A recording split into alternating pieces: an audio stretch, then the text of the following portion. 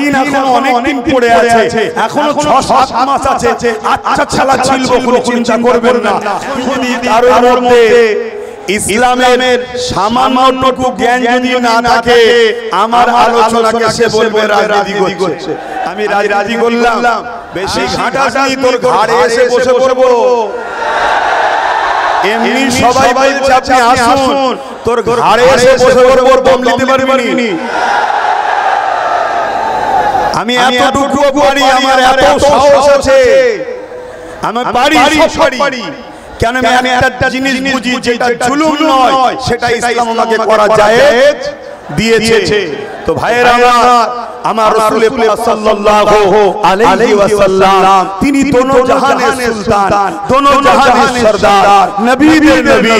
তিনি না আসলে কুল কায়নাত আল্লাহ বানাতেন না। হযরত আদম সফিউল্লাহ আমাদের আব্বা জান, তাই তো নাকি? জোরে বলেন, প্রত্যেকটা মানুষের আব্বা জান, সে যে ধর্মেরই হোক, বাপ আদম মা হাওয়া, এই দুজন থেকে পৃথিবীতে মানুষ শুরু হয়েছে। এই দুজন থেকে পৃথিবীতে মানুষের সূচনা হয়েছে। তাই বাপ আদম আলাইহিস সালাম তিনি হলেন আমাদের আব্বা জান। তিনি যখন আল্লাহ পাক তাকে সৃষ্টি করলেন, তিনি মাথা তুলে দেখছেন, আল্লাহ পাকের আরশ আজিমের উপরে লেখা আছে লা ইলাহা ইল্লাল্লাহু মুহাম্মাদুর রাসূলুল্লাহ। আদম আলাইহিস সালাম জিজ্ঞাসা করছে, আল্লাহ আপনার তো কোনো শরীক নেই, কেন আপনি কুল হুয়াল্লাহু আহাদ, আপনার কোনো শরীক নেই, লাম ইয়ালিদ ওয়া লাম ইউলাদ, না আপনার ছেলে আছে, না স্ত্রী আছে, না আপনি কারো থেকে পয়দা। তাহলে মুহাম্মদ রাসূলুল্লাহকে আল্লাহ বলছে, আদম রে, এটা হলো আমার বন্ধু, জিনাকে না বানালে এই আদম তোমাকেও বানাতাম না। জোরে বলুন সুবহানাল্লাহ। আমরা গর্বিত, আমরা সেই নবীর উম্মত, আমরা খুশি, আমরা সেই নবীর উম্মত যে নবীর জন্য কুল কায়নাত আল্লাহ বানিয়েছে। সেই নবী পাক এই মাসের 12 তারিখ সোমবার শুভ সাদেকের সময় পুরো পৃথিবীর বুকে শান্তি, সভ্যতা, ইনসাফ, ইনসানিয়াত, ন্যায়, মানবতা প্রতিষ্ঠিত করে 23 বছরে পুরো পৃথিবীকে সাম্য প্রতিষ্ঠিত করেছিলেন। জোরে বলুন সুবহানাল্লাহ। যে সময়ে রোমের মতো সম্রাজ্য, পারস্যের মতো সম্রাজ্য, এমন করে কিসরা, কাইসার যারা ক্ষমতা ধরে মানুষের প্রভু হয়ে বসেছিল, আল্লাহ নবী তাদের হাত থেকে অসহায় গরীব মানুষদেরকে বাঁচিয়েছে। গরীবদের জন্য আল্লাহ নবী প্রায় জায়গায় বারবার মার খেয়েছে। নবী আমার আল্লাহ নবী মুসলিমদের জন্য মার খেয়েছে, গরীবদের জন্য মার খেয়েছে, ইনসাফ, ইনসানিয়াত প্রতিষ্ঠিত করতে গিয়ে মার খেয়েছে। তুমি আজকে নবীর উম্মত দাবি করে, তুমি আজকে পীরজাদা মওলানা দাবি করে আজকে সমাজে জুলুম হবে, গরিবের উপর অত্যাচার হবে, মানুষের উপরে অত্যাচার হবে, মানুষের উপরে জুলুম হবে। আমরা হাত উঠিয়ে বসে থাকতে পারি না। আমার নবীর মেসেজকে, আমার নবীর আদর্শকে পৃথিবীর দৌড়ে দৌড়ে আমাদেরকে নিয়ে যেতে হবে। যেখানে জুলুম হবে, জুলুমকে বন্ধের জন্য লড়াই করতে হবে। যেখানে আমানত খিয়ানত হবে, মানুষের হক দিবার জন্য লড়াই করতে হবে। যেখানে নারীদের উপর অত্যাচার হবে, ওই নারীকে তার অধিকার দিবার জন্য লড়াই হবে। যেখানে দেশের উপর জুলুম হবে, দেশের জন্য লড়াই করতে হবে। কেন আমার নবী তিনার মাতৃভূমি মক্কাকে ভালোবেসেছে, মক্কার জন্য কেঁদেছে। তাহলে রাসূলের সুন্নাত হলো দেশকে ভালোবাসা। জোরে বলুন সুবহানাল্লাহ, আরো জোরে বলুন সুবহানাল্লাহ। এই মেসেজগুলোই আমরা রবিউল আউয়ালের চাঁদে মানুষকে দিয়ে থাকি। এই মেসেজগুলোই মানুষকে আমরা হুজুরের এই মিলাদ নবী উপলক্ষ করে দিয়ে থাকি। তার পাশাপাশি আমার আগে উলামা ভাইরা তারা আমার নবীর আগমন বৃত্তান্ত অনেক কিছু আলোচনা করেছে না করেনি। আমি একটা ছোট্ট আলোচনা করছি, মন শুনছেন তো? আম্মা জান হযরতে আমিনা রাদিয়াল্লাহু তাআলা আনহা, যিনি আমার নবী পাক সাল্লাল্লাহু আলাইহি ওয়াসাল্লামের আম্মা জান, হযরত আব্দুল্লাহ হুজুর, যিনি আমার নবী পাকের আব্বা জান, এবং হযরত আব্দুল মুতালিব, যিনি আমার রাসূল সাল্লাল্লাহু আলাইহি ওয়াসাল্লামের দাদা জান। শুনছেন? আর আমার রাসূলের দাদা ছিলেন মক্কার সরদার। জোরে বলুন সুবহানাল্লাহ। অর্থাৎ মক্কার লিডার ছিলেন তিনি। জোরে বলুন সুবহানাল্লাহ। তো রাসূল পাক সাল্লাল্লাহু আলাইহি ওয়াসাল্লামের আব্বা জান হযরত আম্মা আমিনা হুজুরের সঙ্গে বিবাহ হলো। এই বিবাহ হওয়ার পর সংসার জীবন শুরু হলো হযরতে নবী মুহাম্মদ সাল্লাল্লাহু আব্বা জান আব্দুল্লাহ হুজুরের পেশিনা কবর মুবারকে ছিল ওখান থেকে আম্মা আমেনা হুজুরের রেহেম মুবারকে চলে গেলেন জোরে বলুন সুবহানাল্লাহ আম্মা জান আমেনা বলছেন যখন আমার রাসূল পাক সাল্লাল্লাহু আমার পবিত্র রেহেমে এলো আমার শরীরে একটা নূর জ্যোতির রোশনি বেরোতে লাগলো জোরে বলুন সুবহানাল্লাহ শুধু এটা নয় আম্মা জান আমেনা আরো বলেন আমার শরীর থেকে একটা খুশবু বেরোতে লেগেছে যে খুশবু আগে কখনো আমি কোনোদিন শুকিনি এই খুশবু যতদিন যায় আস্তে আস্তে আস্তে আস্তে বাড়তে লেগেছে এ যুবকেরা তরুণরা বাপেরা আমার নেতা আপনাদের নেতা দোনো জাহানের সুলতানকে আল্লাহ পাক কি নিয়ামত কোন শুনে রেখে দেয় হযরত আম্মা জান আমেনা বলেন যতদিন যে খুশবুটা বাড়তে লেগেছে ওই খুশবু ছড়াতে ছড়াতে ছড়াতে পুরো মক্কার অলিতে গলিতে ছড়িয়ে গেল মানুষের মধ্যে একটা আলোচনা শুরু হয়ে গেল আমেনা এ তোর ভাই কোথা থেকে আমেনা এ তোর মাকে কোথা থেকে কেন না এত মক্কার কোনো খুশবু নয় মক্কায় পাওয়া যায় বলে আমাদের জানা নাই আমেনা এ তোর ভাই কোথা থেকে এই খবরটা রাসূল পাক সাল্লাল্লাহু আলাইহি ওয়াসাল্লামের দাদা জানে কানে খবরটা পৌঁছে গেল রাসূল পাকের দাদা জান নবী পাকের দাদি জানকে জিজ্ঞাসা করলেন এই যে সমাজের মুখে একটা আলোচনা উঠে লেগেছে আমিনা এমন একটা তোর মুখে এমন এক খুশবু ব্যবহার করে যে খুশবুটা এই মক্কার জমিন তো দূরের কথা শাম সিরিয়া বিভিন্ন জায়গায় ব্যবসা করতে যায়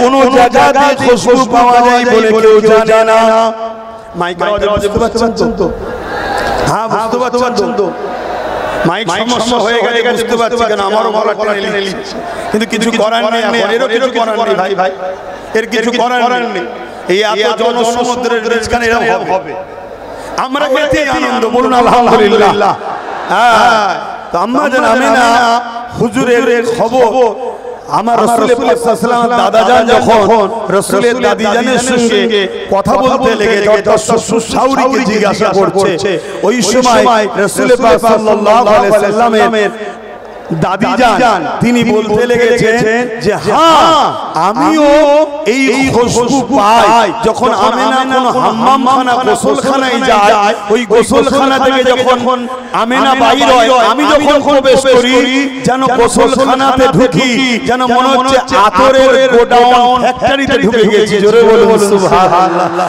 আরো জোরে বলুন সুবহানাল্লাহ আল্লাহ নবী দাদা জান হযরত রাসূল পাক সাল্লাল্লাহু আলাইহি ওয়াসাল্লাম আম্মা জানকে ডাকলেন ডেকে জিজ্ঞাসা করতে লেগেছে মারে এই আতর তুমি কোথা থেকে পাওয়া এই আতর খুশবু তুমি কোথা থেকে পাওয়া আল্লাহ নবী রমজান ওই সময় থুতু মোবারকটা জমিনে ফেললো ওই থুতু ফেলার সাথে সাথে ওই আতর থুতু মোবারক থেকে খুশবু বেরোতে লেগেছে আল্লাহ নবী রমজান বলতে লেগেছে আমার আব্বা জান এই খুশবু আমি এই খুশবু আমার নয় আমার ঘরে যিনি রয়েছে সেই মুহাম্মদ রাসূলের খুশবু আরো জোরে বলুন সুবহান নারী দিবে হাত তুলে আবার বলুন লাব্বাইক লাব্বাইক হাত লম্বা করে বলুন লাব্বাইক লাব্বাইক লাব্বাইক নারী দিবে এই লাব্বাইক মানে কি আমি হাজির আছি কার জন্য ইয়া রাসূলুল্লাহ আপনার জন্য জোরে বলুন সুবহানাল্লাহ তো ভাইরা আমার এই কষ্ট করে আপনারা যে এই পরিশ্রম করছেন এই ধৈর্য ধরছেন এটা অত্যন্ত আনন্দ খুশির বিষয় এখানে একটা আপনাদের ঘরে একটা হাদিস আপনাদেরকে শোনাচ্ছি যে কওলটা হযরত আব্বাস রাদিয়াল্লাহু তাআলা আন থেকে তিনি বলতে লেগেছেন যে আমরা আমার প্রতিবেশী এলাকার মানুষদের ঘরে নিয়ে এক জায়গায় করে আমার নবীর মিলাদের মাহফিল আলোচনা করছিলাম, অর্থাৎ আমার নবীর আগমন বিষয়ে আলোচনা করছিলাম। আল্লাহ নবী এই পাশ দিয়ে যাচ্ছিলেন, আল্লাহ নবীকে দেখে আমরা দাঁড়িয়ে গিয়ে সালাম দিলাম। নবী আমার ওই মাহফিলে এসে হাজির হলেন। আল্লাহ নবীকে আমরা বললাম, হুজুর আপনি আমাদের মাহফিলে একটু উপস্থিত হন, একটু হাজির হন। আল্লাহ নবী বললেন, অবশ্যই হব। তোমরা কি আলোচনা করছো? আল্লাহ নবী চাচা হযরত আব্বাস রাদিয়াল্লাহু তাআলা আনহু তিনি বলতে লাগলেন যে আমরা আলোচনা করতে লেগেছি আপনার শিশুবেলার কথা, মিলাদের কথা, মাউলুদের কথা। আল্লাহ নবী খুশি হয়ে বললেন, এ সাহাবা শোনো, ওয়াজাবাত লাহু শাফাআতি, আমার শাফাআত তোমাদের জন্য ওয়াজিব। জোরে বলুন সুবহানাল্লাহ। হযরত সাহাবী আব্বাস রাদিয়াল্লাহু তাআলা আনহু তিনি বলতে লাগলেন, হুজুর শুধু এটা আমার জন্য, আমাদের জন্য না, যারাই মিলাদ করবে।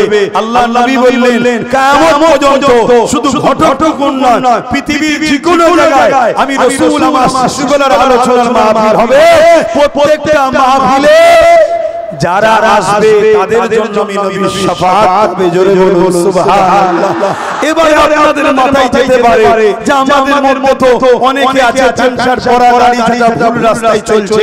আরে ভুল রাস্তায় চলছে, কিন্তু হুজুরের ভালোবাসায় আল্লাহ তাকে নামাজি মুত্তাকি আল্লাহ ওয়ালা করে হাজী বানিয়ে জান্নাতি বানাবার উপযুক্ত বানাতে পারে, হ্যাঁ কি না? জোরে বলে হ্যাঁ কি না? কেন আমরা ইতিহাসে দেখেছি বিশ্ববিখ্যাত সুফর ছিল হাবিব আজমি, তিনাকে আল্লাহ পরিবর্তন করে বিশ্ববিখ্যাত ওলি বানিয়ে দিয়েছে। জোরে বলুন সুবহানাল্লাহ। আমরা ইতিহাস পড়ে দেখেছি হযরতে বিশার হাফি এমন করে বিশার হাফি শরাব পান করত, একদিন পরিবর্তন আল্লাহ তাকে করিয়ে জগৎ বিখ্যাত ওলি করে দিয়েছে। জোরে বলুন সুবহানাল্লাহ। তো ভাইয়েরা আমার, আমি জানি আপনাদের অনেক কষ্ট হচ্ছে, তাই তো নাকি গো? হ্যাঁ, এই অবস্থায় কষ্ট হচ্ছে তো নাকি? তো যাই হোক, আপনাদের নিয়ে আমার নিজের মাইকের অবস্থা, আমারও কথা বলতে কষ্ট হচ্ছে। কথা বুঝে আসছে? যা আজ হুজুরের মিলাদ আমরা এসেছি, আল্লাহ আমাদের এই আলোচনাকে, আমাদের এই মেহনতকে, আমাদের এই বসাকে, আমাদের এই মজলিসকে আল্লাহ কবুল করেন। সাজা হিসাবে দুনিয়া আখিরাতে আল্লাহ আমাদের শান্তি দেন। বলুন আল্লাহুম্মা আমিন। আসুন একটু হুজুরের ভালোবাসায় আদবের সাথে আমরা সালাম দেব। ইয়া নবী সালাম।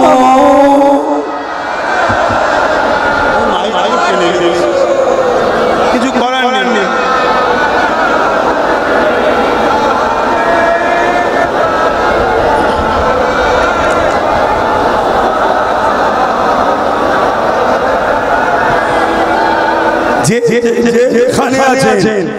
যেখানে আছেন সেইভাবেই দাঁড়াবেন, কিন্তু রাস্তাটা বন্ধ না হয়ে যায় এটা খেয়াল রাখবেন। যে যেখানে আছেন সেখানেই থাকুন। দেখতে পাচ্ছেন না দূরে আছেন, এসব টেনশন করবেন না। কেন হুজুরের মিলাদে আসা হলো আমাদের লক্ষ্য। নিশ্চয়ই আমি মেসেজ দিয়েছিলাম যে আপনারা যারাই আসবেন উদ্দেশ্য যেন একটাই থাকে, হুজুরের মিলাদে আমরা যাচ্ছি, তাই তো নাকি? আমার ওই মেসেজটা দেখেছিলেন তো নাকি? এইটা হলো আমাদের উদ্দেশ্য। না হয় আপনারা গুনাহগার হয়ে যাবেন, এটা মাথায় রাখতে হবে। সব জায়গায় সবকিছু করলে হয় না। এটা হলো আমার হুজুরের আগমন।